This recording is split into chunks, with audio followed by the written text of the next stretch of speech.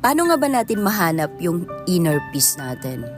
Alam nyo, ang pinakaunang gawin nyo is kailangan mong mahalin yung sarili mo. And be grateful kung anong meron ka. Kahit anong opportunity na meron ka, gawin mo. 'Di ba? Huwag mong isipin yung mga sasabihin ng ibang tao na ito hindi mo kaya. Kasi ikaw talaga sa sarili mo ang may alam kung kaya mo ba yang gawin. 'Di ba? So, syempre, mahanap mo yung inner peace mo, lalong-lalo na sa mga taong nakapaligid sa'yo, na nagsuporta, laging andyan para sa'yo. Diba? Kahit yung iba, maririnig mo yung mga negative na sinasabi nila sa'yo, pero mas lamang pa rin yung mga sumusuporta. Yung laging andyan para sa'yo.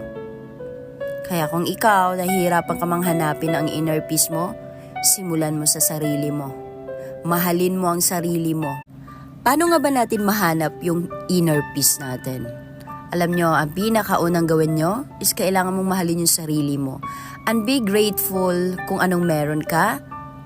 Kahit anong opportunity na meron ka, gawin mo. 'Di ba?